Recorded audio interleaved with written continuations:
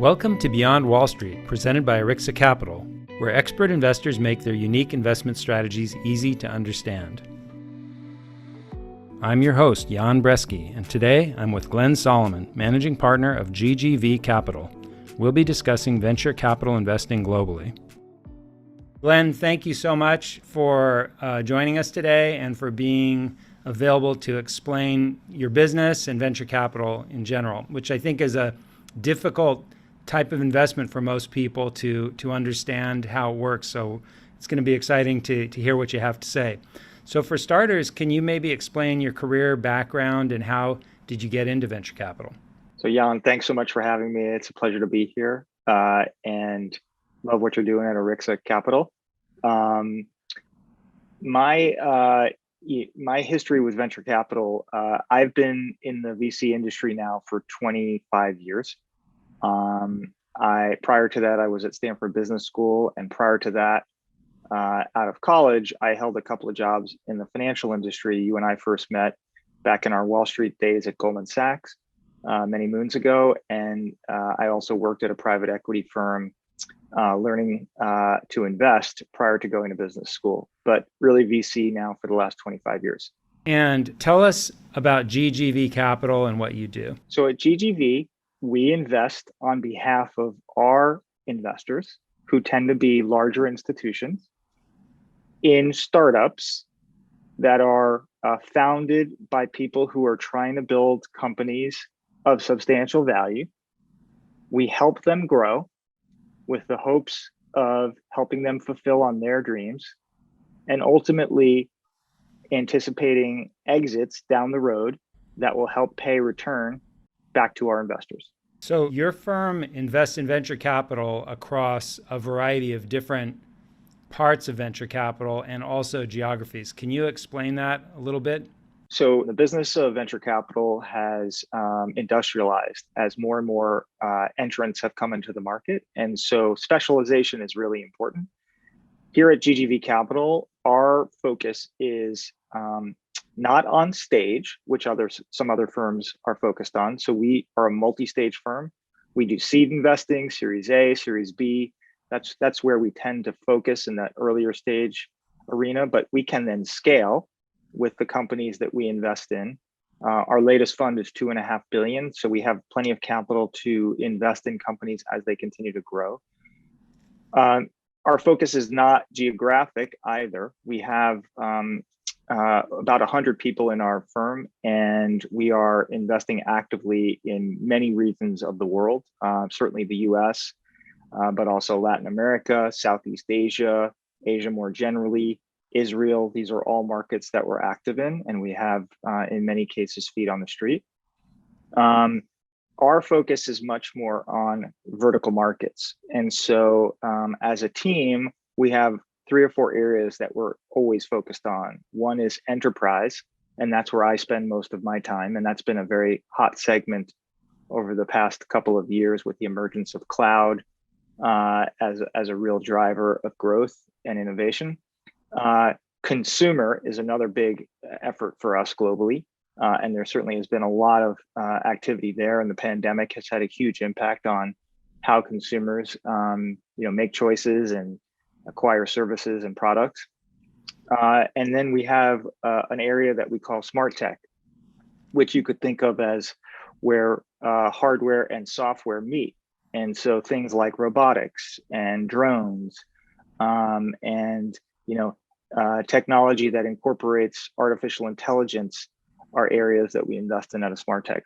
So that's how we focus much more on vertical and industry subsegment than we do on either stage or geo. So that's interesting. You have quite a large fund, but you also do early stage investing. So I'm guessing one of the advantages you offer is that you can scale with your clients fairly quickly and back up your first investment with a larger second one and maybe even a larger third one. Is that one of the ways that you win business from the best companies? We are in a very competitive market. We have good competitors who are also chasing the very best entrepreneurs, going after big opportunities, just like we are. Definitely having a large fund helps. If we're going up against a smaller fund, one of the things we can do is give some assurance to the founders that we can be there for the long term. And most companies, when they raise an initial round, are not thinking that's the end of the road. They're really thinking long term, which is quite attractive to us, that they want to go and build something big. But when building something big, oftentimes you need many multiple rounds over time, and subsequent capital, and we can help fund that. We also do other things though to compete, and so we've invested heavily at GGV in, for example, what we call a platform services team. And so we have people on staff who are helping our portfolio companies hire people and train their managers to be effective in their roles. We have resources that help with business development, so getting customers and building pipelines for the business, depending on what category they're playing in. We have people that help with marketing and communications, because a big challenge for startups is getting the word out about what they're doing. These are all things that we try to differentiate on, and we lean heavily on the founders in which we've already invested, where we've added value to help sell the next set of founders on working with us. So what do you look for in an investment? I guess let's say more the early stage, because I'm guessing most of your later stage investments are with companies that you already got to know earlier. So what have you learned over your 2+ decades of doing this are the key things to look for that correlate with success? Definitely the number one thing we look for is the strength in the founding team. It can get easy to think of investing as a paper and pencil and kind of quantitative numeric exercise. But in reality, even large businesses, certainly in technology, are really just groups of people. And so those who found a company are very much responsible for who ends up getting recruited in to be part of the team, what kind of culture is established, the goals, and like sort of the ethic in the company that's set up. These are all things that really emanate from the founders. So we look for very, very high quality founders who have ambition and drive and want to build something big, who also have an endemic understanding of the market that they're going after. And so can be 2, 3, 4 moves ahead on the chessboard than anybody else. These are, people are not born with these skills. They're learned. Some of them are innate. And so it's difficult to find great founders, but when we do, we're all in on that. So that's one thing we really look for, and probably the leading and most important thing. Then we're also looking for markets in which we think there's an opportunity to build a really big company. The good news is we focus on information technology, and that market generally has just exploded globally. And so there are lots of pockets of opportunity. Oftentimes, though, when you invest in something in a founder early, that founder, she or he, sometimes will be going after a market that many are skeptical about. Many think is too small. But the founder usually has an understanding of what is going to happen in the future that could make that market bigger. And that's what makes our job both hard and fun and interesting, is trying to anticipate the future, because we're not investing and expecting the world to stand still. When we invest, the world keeps moving on, and these investments take 5 to 10 years to kind of germinate. And so we really need to think about where the world is going. And then we also spend time thinking about, in addition to team and market, we'll look at technology. There are some companies who have some unfair competitive advantage starting their business, whether it be some core intellectual property or some distribution relationship that's been established that's really unique and enduring.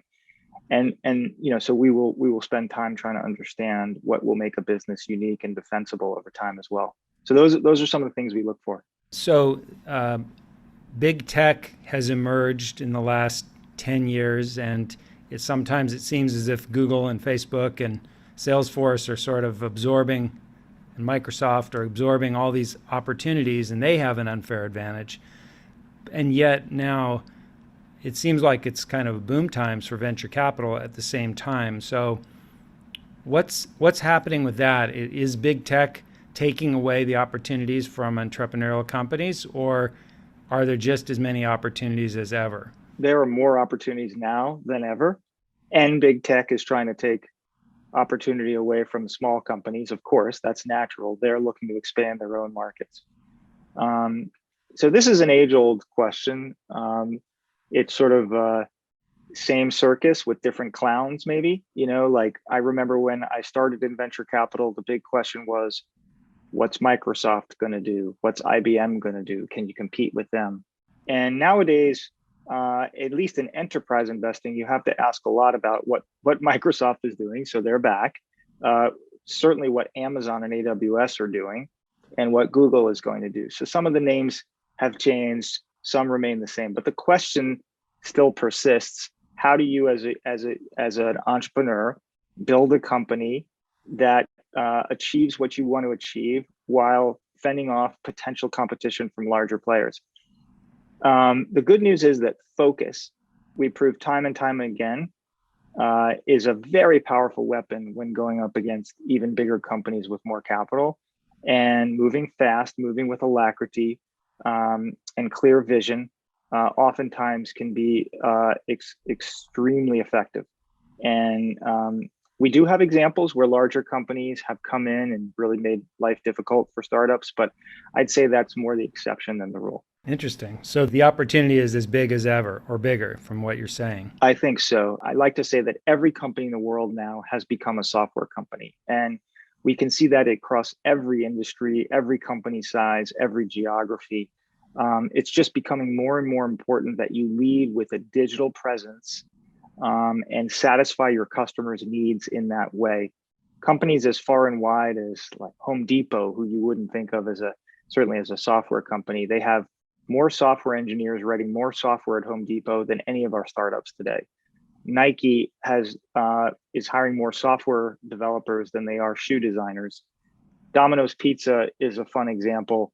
Over the last decade, that stock has outperformed Google. And although I'm fond of pizza, I wouldn't say that Domino's Pizza has gotten any better over the last 10 years. What's driven that stock price has been the fact that they've moved from being an offline company taking phone calls to a digital company, a software business, where they take upwards of 80% of their orders on the Domino's.com or their app. It's become a global game. And that's great for companies building technologies and tools for companies to embrace technology, because you're selling to an audience that now reaches across all four corners of the globe. And as a result, like, markets have gotten bigger. And that's why I think the opportunity has never been larger. In a VC fund, I remember the old numbers were that many of the firms would fail, a few of them would break even, and then you'd have one out of so many that was a home run. Is it still like that? Or how do you model how a portfolio of investments will make money overall? I suspect our investors, our limited partners, our LPs, do that modeling, but we do not. We have to go into every opportunity, every portfolio company, every investment we make. We're rigorous in trying to understand how can this become the next great moonshot, and how big could it be, and can it deliver at least 5x or 10x or 20x back to our fund. That's the fundamental question we're asking ourselves every day as we make new investments. We don't think about things as a portfolio. We think about every company as an individual snowflake that has the opportunity to become great.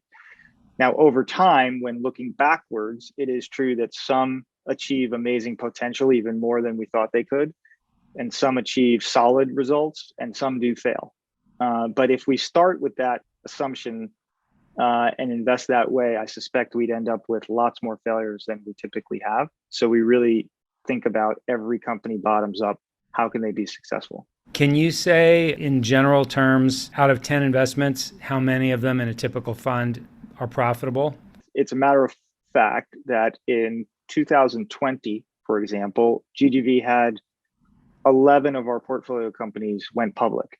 Now, that's not the only way we exit, but it is a significant way to exit. And that gives you an example of, if we're investing in 20 or 30 companies a year, and we had 11 go public last year, that's a pretty good ratio. Those are companies we invested in over the last many years.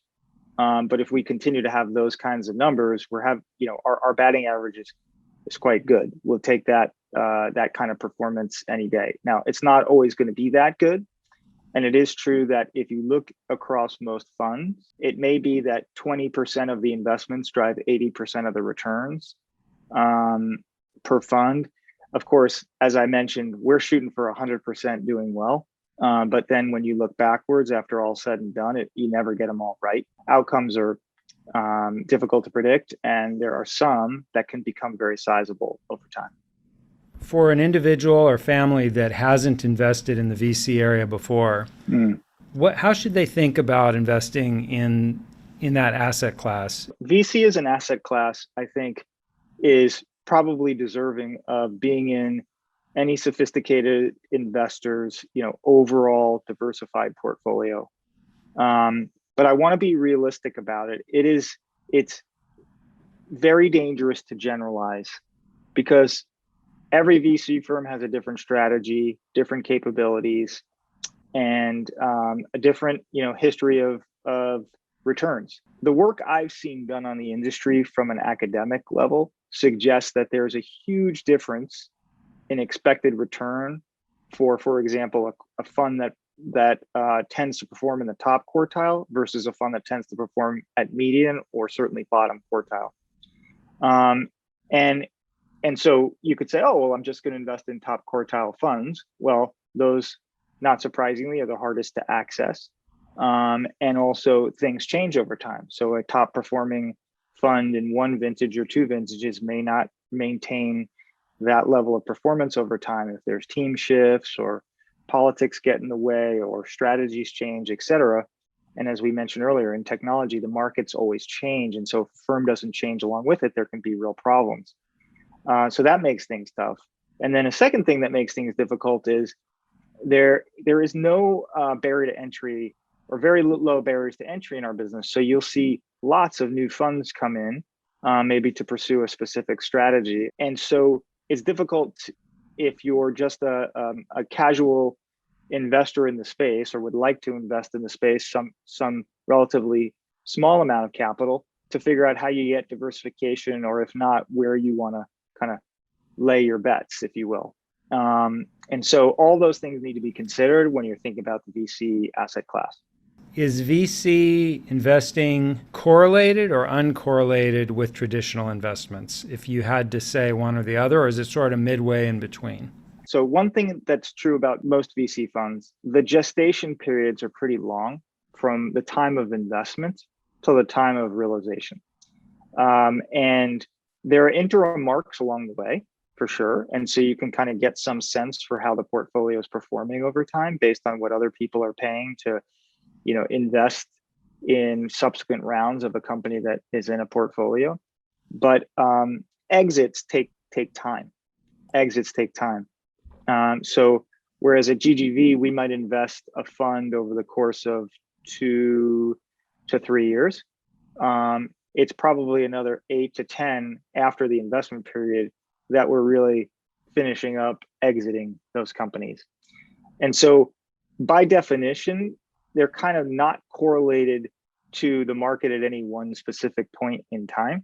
I think that when exiting, there is some correlation to where technology stocks are, and how technology is performing, because the more that technology companies are doing well, the more appetite they have to acquire companies out of VC portfolios.